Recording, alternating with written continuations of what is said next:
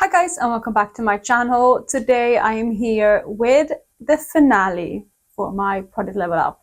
I was debating whether to keep this going to the end of the year or not, but I have decided to wrap it up now just because I need to focus on other things for the end of the year. I want to finish up as much as I can on my Pan palette, and I also have quite a few palettes left to work on in my Big Fat Eyeshadow project, which means that the less eyeshadow products that I'm working on in other projects, the better for my two main focuses right now, which is those two.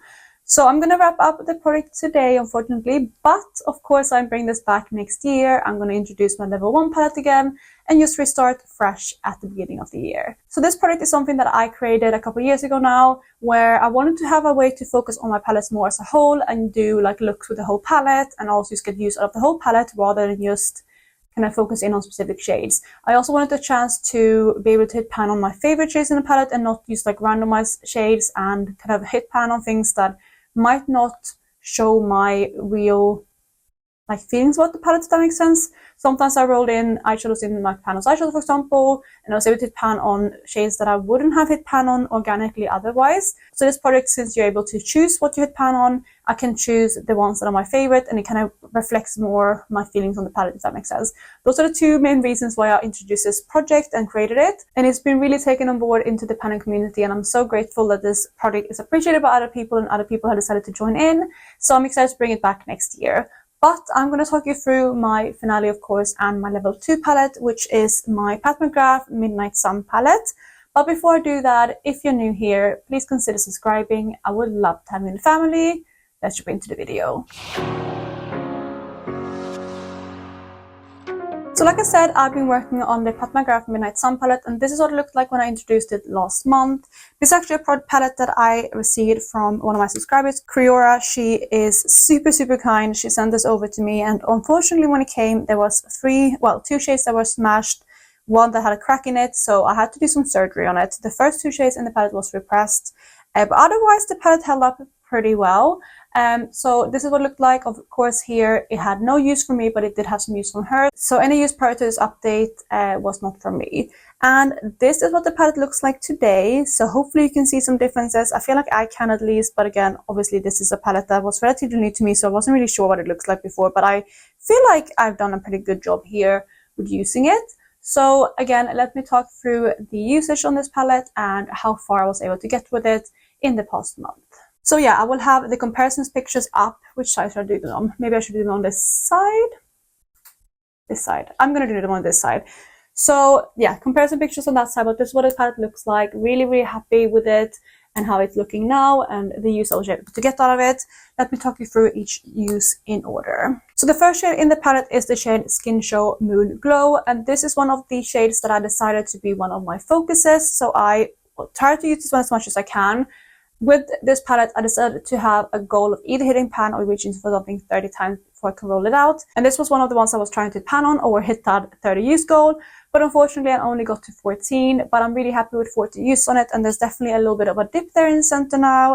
This was one of the repressed shade, but I feel like I managed to save most of the shade in here. So it's still pretty full, and I'm happy to see a little bit of a dip in it now. Then for the rest of the first row, we have quite an easy kind of usage to go through because I reached for the rest of them twice. So first up, we have the shade Bronze Eclipse, which is another one that shattered. So I have repressed that one, and I've repressed it quite firmly, but it works really nicely. It's definitely a little bit lower than the first shade though. So I feel like this one I could hit pan on the easiest, just thinking about like how full the shadows are. But yeah, twice for now. Then next to that, we have Vermilion Venom. I also reached for twice. Blood Moon 005, also twice, and lastly on that road is Jubilee, also reached for twice. Jubilee is the one with a small crack in it, so I've been trying to like, smooth that out a little bit. You can see it up in that corner, but it's been fine. It has no signs of falling out of the pan or anything, so it works absolutely fine even though it has that crack.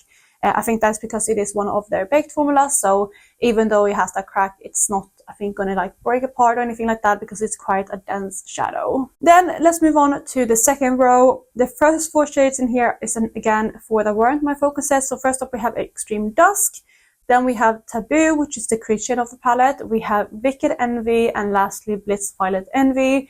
And all 4 of those I reached for twice, so I hit my usage goal on those 2. But again, I didn't try to like hit pan on them or anything like that, so I stuck with those 2 uses. So that leaves the very last shadow in the palette, which is of course my last focus, and that is the shade Astral Solstice.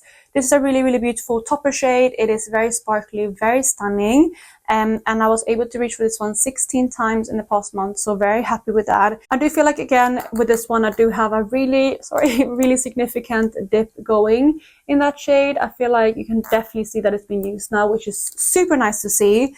Again, of course, this one had a little bit of use on it since before, but yeah, very happy with those 16 uses and what that shade looks like today. So that is going to be the short and sweet update for my product level up for my level 2 palette. Of course, I wasn't able to quite hit my goals.